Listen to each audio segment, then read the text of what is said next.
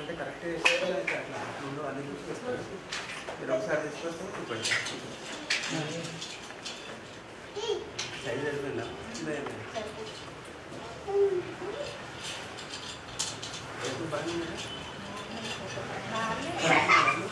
అన్ని పడుతున్నాడా చేసుకున్నారా ఏం చేయాలి ఇప్పుడు రెగ్యులర్ తీసుకోవడానికి వదిలేసిపోవచ్చా మేడం ఇబ్బంది ఏమి ఉండదు ఆయన ఉంటారు షాప్ పెట్టి నుండి బిజీ అయిపోయింది పంపించడానికి ఆటో పెడితే పంపించేస్తుంది షాప్ ఉన్నప్పుడు ఆటో పెట్టి పంపించచ్చు కదా మంచిగా బాబు కోసమే కదా నువ్వు షాప్ చేసినా ఏం చేసినా పని చేసినా వాడు మంచిగా అయితే రేపు పొద్దున మళ్ళీ నేను చూసుకుంటాడు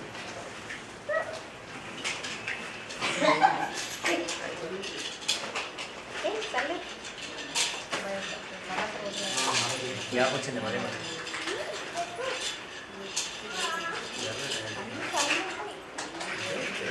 ఫ్రీ కావాలి ఇప్పుడు ఎంత ఫ్రీ అయితే అంత వాడడానికి ఫ్రీ అయిపోతుంది వాడడానికి వస్తుంది లేకపోతే టైప్ ఉంటే ఏమంటే వస్తువులు ఉన్నా కూడా ఇట్లా వాడడానికి రాదు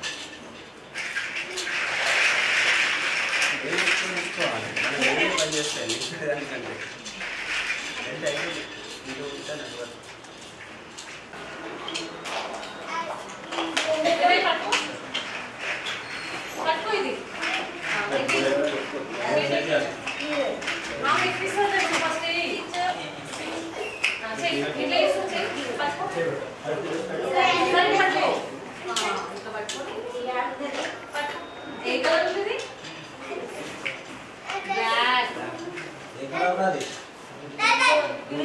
పట్టుకో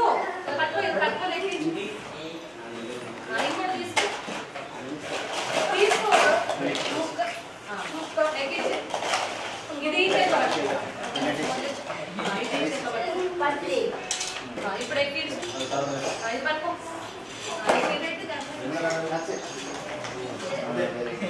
అందరూ సార్ వీటికి కూడా హ్యాండ్స్ ఫిజియోథెరపీ చేయండి ఫింగర్స్ కరెక్ట్ పట్టుకో పట్టుకో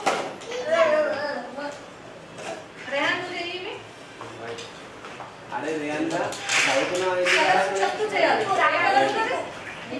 బ్లాక్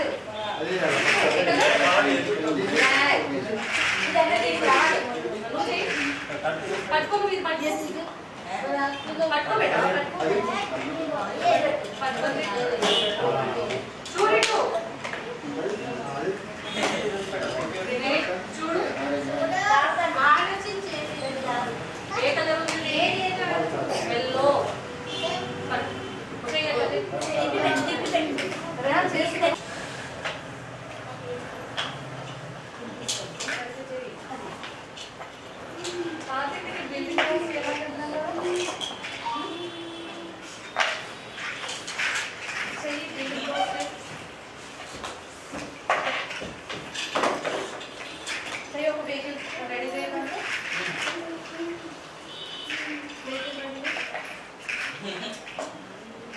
నేను జిల్లా విద్యాశాఖ సమగ్ర శిక్ష కోఆర్డినేటర్ వెంకటేష్ మాట్లాడుతున్నాను.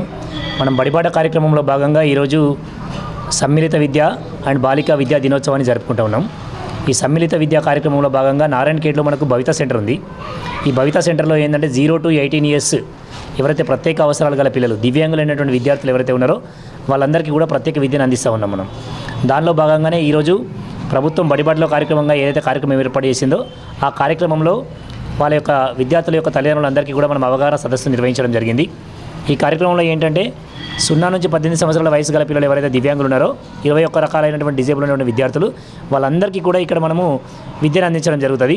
వాళ్ళకు కావాల్సినటువంటి సహాయ ఉపకరణాలు, minor corrective surgeries, TLM kits, అదేవిధంగా escort allowance, transport allowance, stipend ఇవన్నీ కూడా పిల్లలందరికీ మనం అందించడం జరుగుతుంది.